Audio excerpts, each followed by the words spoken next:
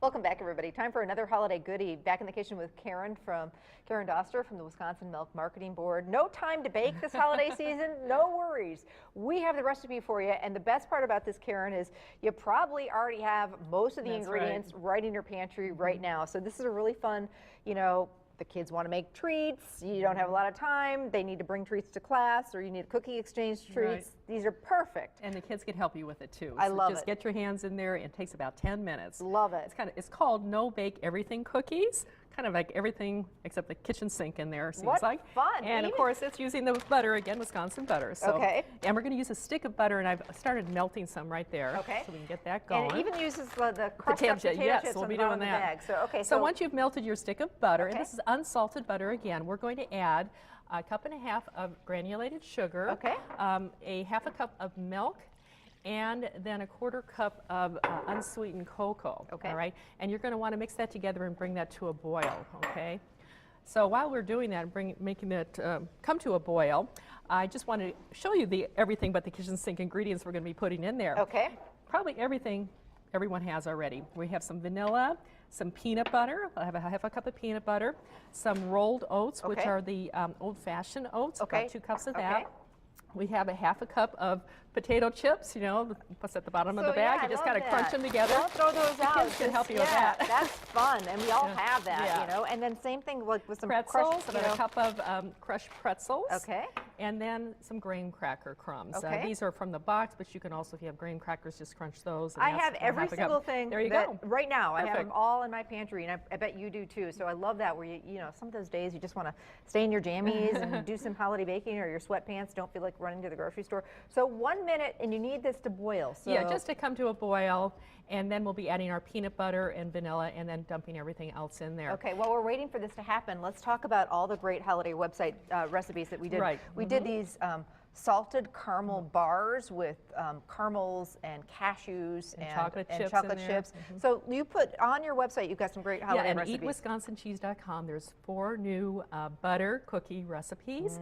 This one, as well as the no-bake cookie bars that we're cookies that we're making today. And then also there are some chocolate mint chip shortbread cookies that are really yummy, and then some pumpkin spice oatmeal butterscotch cookies. So all again using the Wisconsin butter, and again the unsalted butter works best for that. And in this recipe, the butter is actually the binder that's going to make everything come together and stick together. This is why we're going to refrigerate these for a few minutes after we bake them. Okay. And that's what will cause it all to kind of stick together. So that's perfect there. Okay. We're going to add then our half a cup of peanut butter. Okay, and we're using the smooth. I'm sure you could probably use the crunchy if you wanted. And then there's a teaspoon of vanilla. Okay. And then you just want to blend that together. In fact, take it off the heat now. Yeah, take it off the heat now and get that all blended together. You can even use a whisk if that might be a little easier, whatever works best for you. I think we're going to be good here. Okay, so did you put the vanilla in already? Yes, I just put in the vanilla. Okay. So you want to get that nice and smooth. I am going to grab that whisk. Okay, there you go. Oh, I love that. The chocolate peanut butter smells heavenly. There's nothing like that combination for sure. And what you're going to want to have is a pan with some parchment paper on it. So do we add the rest in here now? Yep, now we can dump it all in. Our oats. Your oats, 2 cups of that. We have a cup of the chopped pretzels. So we just kind of gave them a rough chop? Yep, that's right. I do it in a bag with a little meat mallet, but whatever works best for you. The potato chips. Half a cup of potato chips in there. And then a half a cup of the graham cracker crumbs. Okay, I'm loving this because I totally am into salty sweet. Mix it all together. This is going to have a lot of that and a lot of crunch. And then we'll just be taking some scoops of it once it's all blended together nicely, and you just kind of pile it on your baking sheet and then refrigerate it 10, 15 minutes overnight, whatever you'd like. But it really only takes about 15 minutes, and the butter is getting solid again, and that's what holds all those pieces together. It's really delicious. Okay, so I've got it all mixed, so you just kind of drop it? Yeah, just drop it.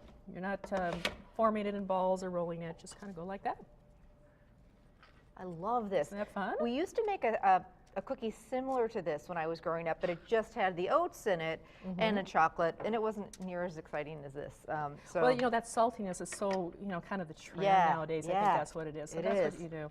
And I have some in the refrigerator that are already go get them after they set up. Yeah. About how long do they need in here? 10, 15 minutes.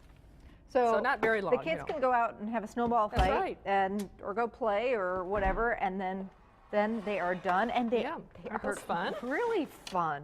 Yeah, really and you know fun. what you can do too, Amy, if you want, and I did this in this case, you can actually take some more sea salt and kind of sprinkle it on there for a little extra salt. That's optional, but it kind of makes it kind of fun too.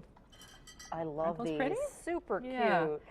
Again, we'll put the recipes for these holiday goodies on our website, but if you're looking for other holiday recipes with cheese or treats, And entertaining tons of recipes, you can go again to eatwisconsincheese.com, and these 4 recipes are featured this month for using Wisconsin butter in the recipes. well, I hope you and your family have a wonderful you. You holiday, and can't wait to make both of these recipes. Thanks so much, Karen. Thanks, Amy.